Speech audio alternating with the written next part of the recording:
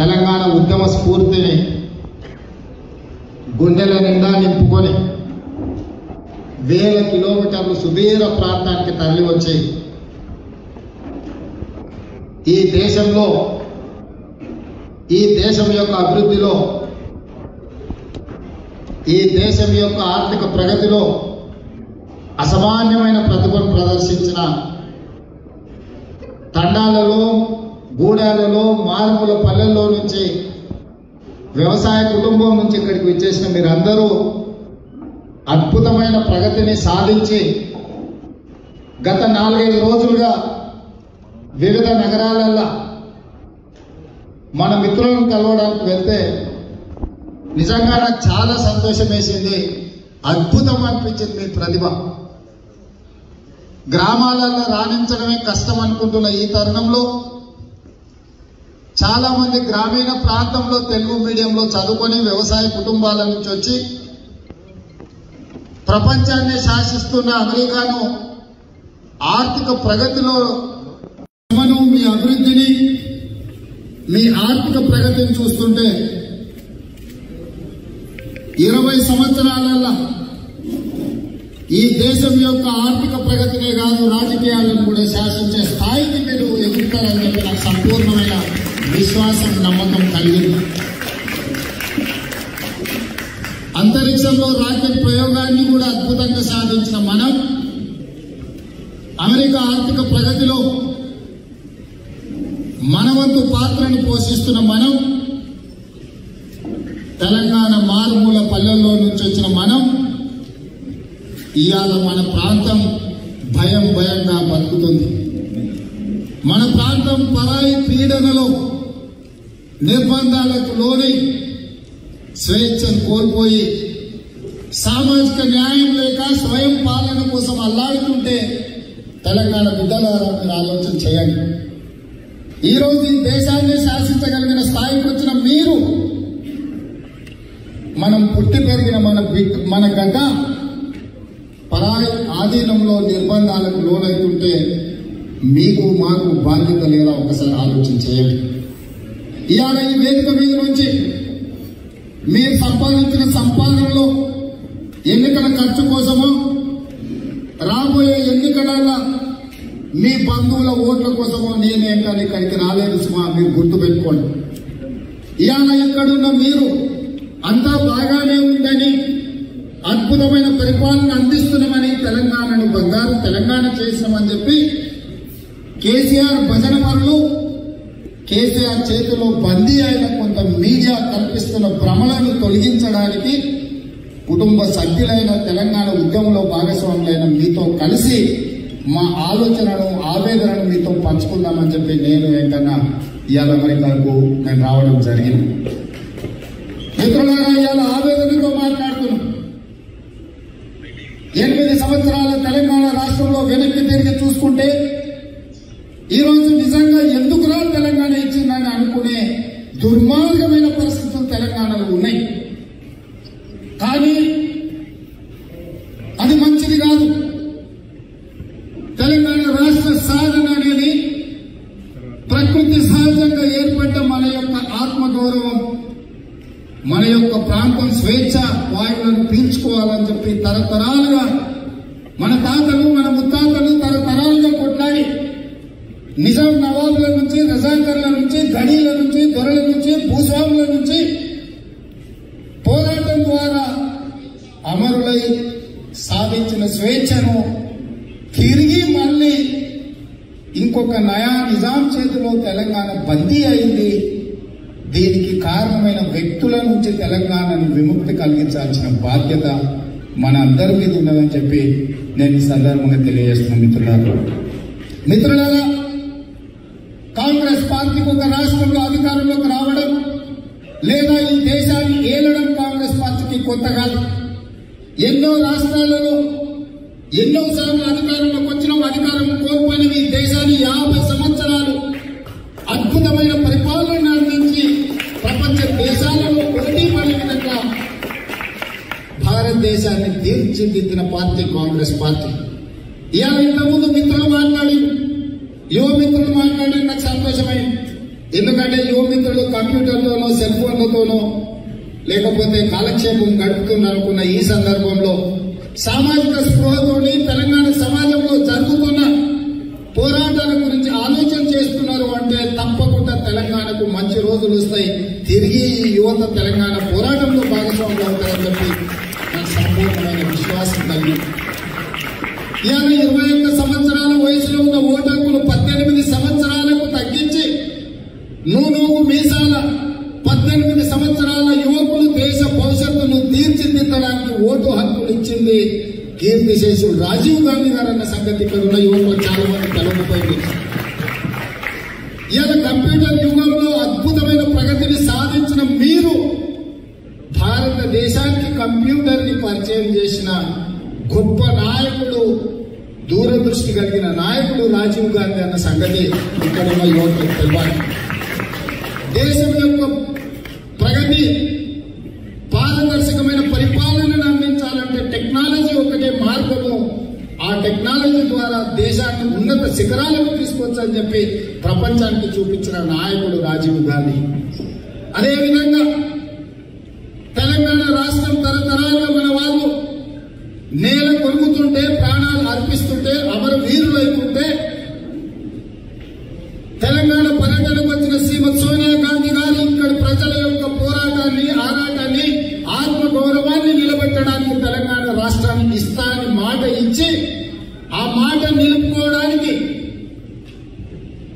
దేశంలో ఉండే ఎన్నో రాజకీయ పార్టీలు వ్యతిరేకించిన సీమాంధ్ర ప్రాంతానికి సంబంధించిన ప్రజాప్రతినిధులు వాళ్ళ యొక్క లాబింగ్ ముందల తెలంగాణ ప్రజలు ఓడిపోకూడదు అని ఇచ్చిన మాట కోసం తెలంగాణ రాష్ట్ర ప్రజల యొక్క ఆకాంక్ష నెరవేర్చడానికి శ్రీమతి సోనియా గాంధీ గారు తెలంగాణ రాష్ట్రం ఇచ్చిండ్రు.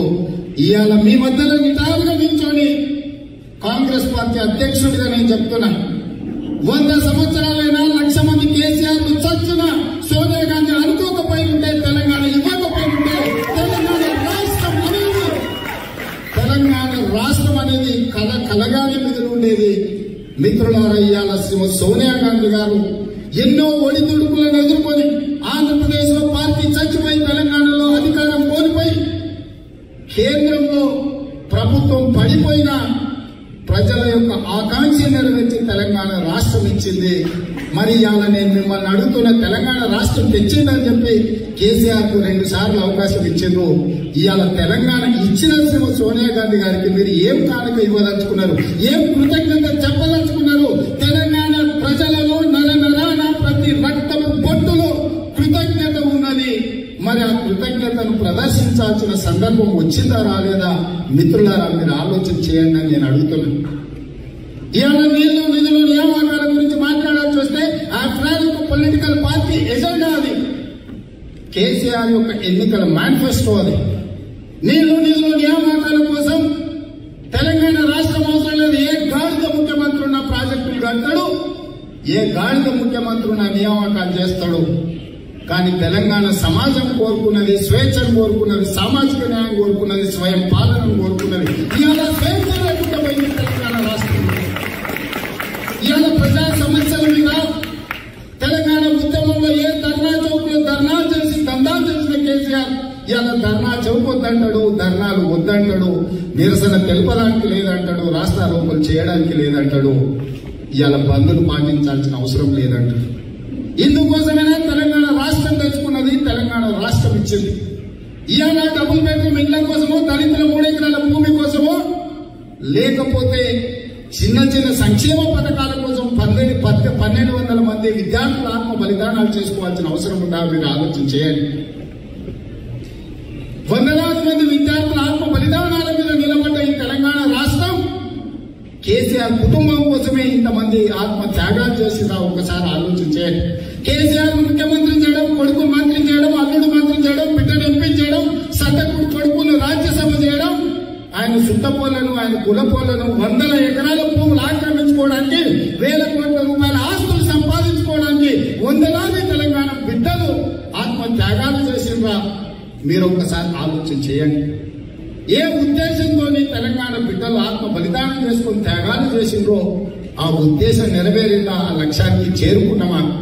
ఇవాళ తెలంగాణ బిడ్డలుగా, తెలంగాణ పౌరులుగా మనం ఆలోచన చేయాల్సిన అవసరం వచ్చింది, సమీక్షించుకోవాల్సిన అవసరం వచ్చింది మిత్రులారా.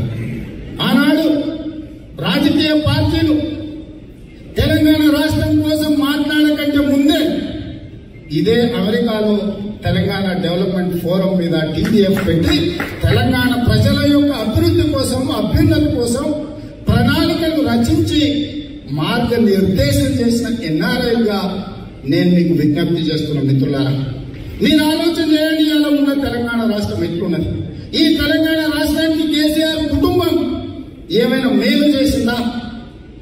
16,000 కోట్ల రూపాయల సర్ప్రైజ్ బడ్జెట్ తో ఏర్పడ్డ తెలంగాణ రాష్ట్రం ఈ రోజు నెల నెల జీతాలు ఇవ్వాలి అంటే గవర్నమెంట్ బాండ్స్ అమ్మి తీసుకొచ్చి జీతాలు ఇవ్వాల్సిన పరిస్థితి వచ్చింది. 20 తారీఖు వరకు కూడా నెల జీతాలు రాని పరిస్థితి ఈ రోజు రాష్ట్రంలో ఉంది.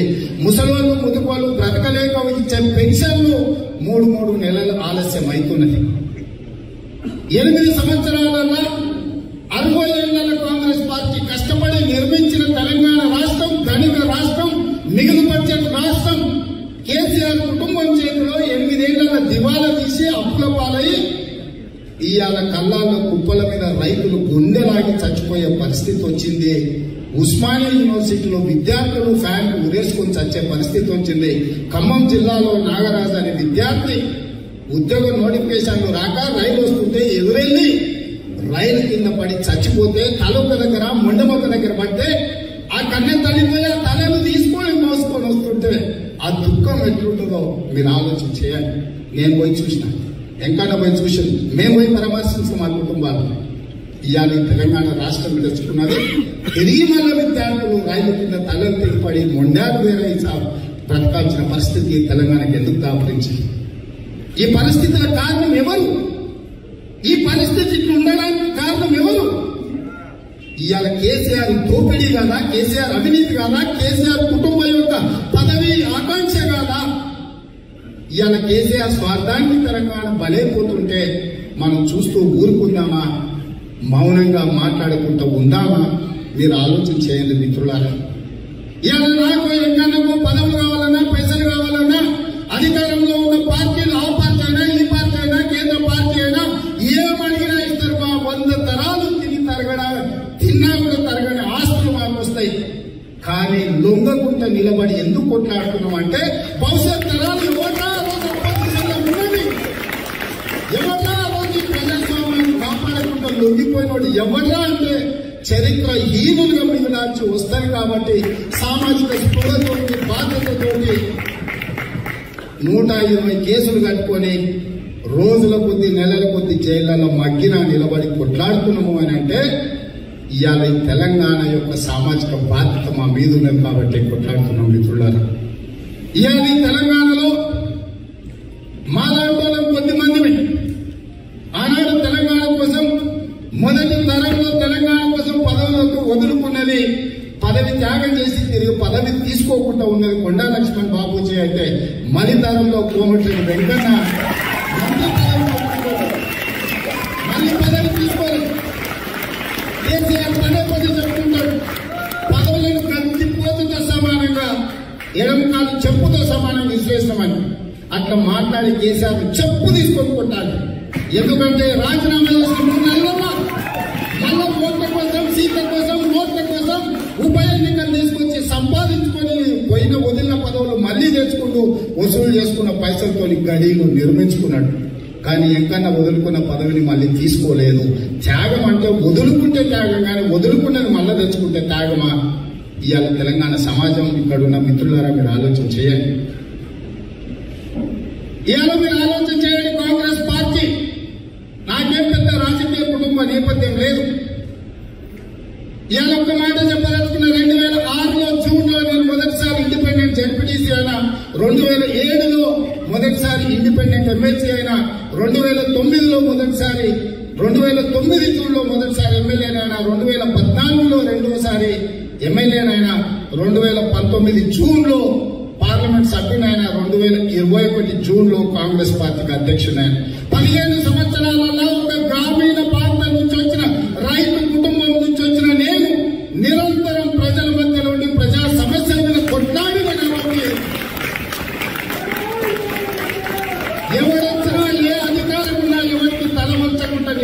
కొట్లాడిన కాబట్టి ఇవాళ కాంగ్రెస్ పార్టీ శ్రీమతి సోనియా గాంధీ గారు ఒక తెలంగాణ రాష్ట్రానికి నన్ను అధ్యక్షుడిని చేసే అవకాశం ఇచ్చింది. ఇంత గురుతరమైన బాధ్యత నా భుజస్కంధాల మీద ఉన్నప్పుడు 2023 జూన్లో ఎన్నికలు వస్తాయి తెలంగాణ రాష్ట్రంలో. 2023 జూన్లో తెలంగాణ రాష్ట్రంలో ఎన్నికలు వస్తాయి. తెలంగాణ గడ్డ మీద కాంగ్రెస్ పార్టీ జెండా ఎగరేసే బాధ్యత నేను తీసుకుంటా. మీరందరూ సహకరించండి. ఏ పదవి ఇచ్చినా ఇవ్వకపోయినా ఇవాళ నాకు శ్రీమతి సోనియా గాంధీ గారు ఇచ్చిన ఈ పదవి బాధ్యత అత్యంత గౌరవాన్ని తెచ్చిపెట్టింది. ఇంతమంది వందలాది మంది వందల కార్ల కొద్ది వచ్చి ఇక్కడ కూర్చొని డాలస్ నగరంలో మీరు ఇంత వామ్ వెల్కమ్ చేస్తుంటే ఇంతకంటే గౌరవం ఇంకేమాలి.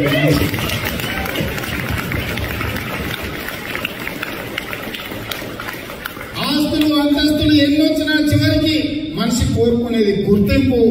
ఆ గుర్తింపు, ఆ గౌరవం, ఆ అభిమానం వందలాది మంది మీ మధ్యలో నిలబడి మాట్లాడే అవకాశం ఈ రోజు వచ్చింది. మిత్రులారా, ఇది నిజంగా గుండెల నిండా గుర్తు పెట్టుకునే సందర్భం.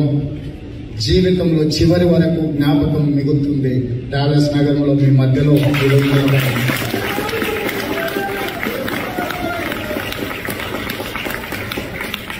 మీ నుంచి మేమేం ఆశిస్తలేం, కానీ మీ నుంచి ఒక్క మాట నేను ఆశిస్తున్నా. మీ గ్రామాలలో కాంగ్రెస్ పార్టీకి మెజారిటీ చేయండి, మీ మండలాలలో కాంగ్రెస్ మెజారిటీ చేయండి, మీరు ప్రాతినిధ్యం వహించే నియోజకవర్గాలలో కాంగ్రెస్ పార్టీ జెండాను ఎగిరేయండి. అదే మీరు మాకు ఇచ్చే బహుమానం, అదే మీరు మాకు ప్రదర్శించే అభిమానం. ఇవాళ తెలంగాణ సమాజం 4 కోట్ల మంది నిటారుగా నిలబడి శ్రీమతి సోనియా గాంధీ గారు తెలంగాణ ఇచ్చి తప్పు చేయలేదు. తెలంగాణ సమాజం సోనియా గాంధీ గారికి అండగా నిలబడుతుంది. తెలంగాణ సమాజం సోనియా గాంధీ గారిని గౌరవిస్తుందని ప్రపంచమంతా గుర్తించే విధంగా తెలంగాణ రాష్ట్రంలో కాంగ్రెస్ పార్టీ గెలవాలి. ఒక రాష్ట్రంలో అధికారం కోసం అయితే మాకు తెలంగాణలో అధికారం అవసరం లేదు. ఒక రాష్ట్రంలో అధికారం కావాలంటే కర్ణాటకలో, మహారాష్ట్రలో, మధ్యప్రదేశ్లో, రాజస్థాన్లలో, ఛత్తీస్గఢ్లలో, జార్ఖండ్లలో కాంగ్రెస్ పార్టీని మేము గెలిపించుకుంటాం. మేము అందరం కలిసి అక్కడ పోయి కూర్చొని ఎన్నికలలో నెగ్గుతాం. కానీ అత్యంత ప్రత్యేకమైన పరిస్థితుల్లో ఎన్నో ఒడిదుడుకులను ఎదుర్కొని ఎంతో మందిని ఎదిరించి శ్రీమతి సోనియా గాంధీ ఇచ్చిన తెలంగాణలో కాంగ్రెస్ పార్టీ గెలవకపోతే సోనియా గాంధీ గారి నిర్ణయమే తప్పవుతుంది. సోనియా గాంధీ గారు ఇచ్చిన మాటను తెలంగాణ ప్రజలు తిరస్కరించినట్టు అవుతుంది. కాబట్టే మిత్రులారా, తెలంగాణ రాష్ట్రంలో కాంగ్రెస్ గెలవాల్సిన చారిత్రాత్మకమైన అవసరం ఉంది. ఈ చారిత్రాత్మకమైన సందర్భంలో కేసీఆర్ కుటుంబం వైపు నిలబడతారా, 4 కోట్ల తెలంగాణ ప్రజల వైపు నిలబడతారా, మీరందరూ నిర్ణయించుకోమని చెప్తున్నారు. మిమ్మల్ని అడిగేది ఒకటే, ఇవాళ ఇక్కడ చూస్తుంటే మీ ఇల్లు కావచ్చు, మీ ఆస్తులు కావచ్చు, మీ అంతస్తులు కావచ్చు, మీరు కొనుగోలు చేసే భూములు కావచ్చు, నిజంగా సంతోషాన్ని ఇస్తుంది. కానీ సంతోషం శాశ్వతం కావాలంటే మీ ప్రతిభ, మీ పట్టుదల తెలంగాణ రాష్ట్రంలో ప్రదర్శించాల్సిన అవసరం ఉంది. ఏ స్వేచ్ఛ కోసం తెలంగాణ రాష్ట్రం ఇచ్చిండ్రో, ఏ సామాజిక న్యాయం కోసం సోనియా గాంధీ గారు తెలంగాణ ఇచ్చిండ్రో, ఏ స్వయం పాలన కోసం తెలంగాణ రాష్ట్రం వచ్చిందో ఇవాళ రాష్ట్రంలో పరిస్థితులు లేవు. ఒక కుటుంబం చేతిలో తెలంగాణ బందీ అయింది. మేము నిలబడి కొట్లాడతాం, మీరు మాకు అండగా నిలబడండి. మీరు మానసికంగా మా ధైర్యాన్ని ఇవ్వండి. ఆ మధ్య ఎవడో అన్నాను, జైల్లో చిప్పకూడు తిన్నావు అయినా నీ కింద రాలేదా? చిప్పకూడు తిన్న తర్వాత నా గుండె ధైర్యం పెరిగింది. ఏ చర్లపల్లి జైల్లో చిప్పకూడు తిన్నామో ఆ కూడు మీద కొట్టే చెప్తున్నా. కేసీఆర్ పాతాలని తొక్కే బాధ్యత నేను తీసుకున్నా.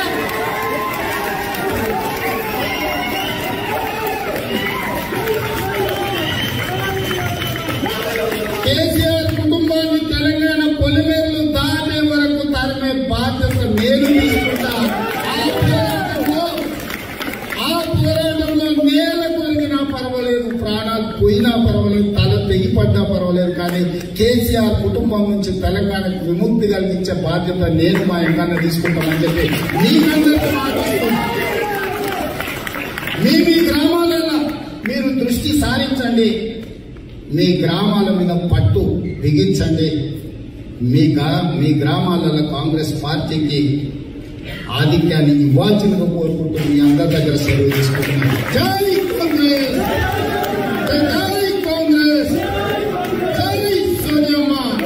ఫ్రెండ్స్, మా టుడే టుమారో యూట్యూబ్ ఛానల్ చూస్తున్నందుకు చాలా థ్యాంక్స్. మరిన్ని లేటెస్ట్ వీడియోస్ కోసం వెంటనే సబ్స్క్రైబ్ చేయండి. అలాగే ఈ బెల్ ని కూడా రింగ్ చేసేయండి. మా నోటిఫికేషన్స్ అన్ని మీ మొబైల్లో వస్తాయి. అలాగే మా వీడియోస్ మీకు నచ్చితే లైక్ చేయండి, షేర్ చేయండి, నచ్చకపోతే కామెంట్ చేయండి.